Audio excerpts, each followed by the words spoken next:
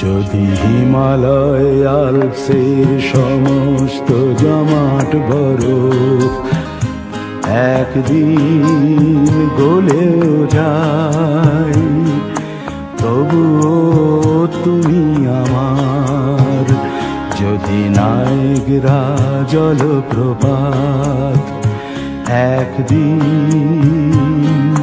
সাহারার কাছে চলেও যায়, তবুও তুমি আমার, তবুও তুমি আমার।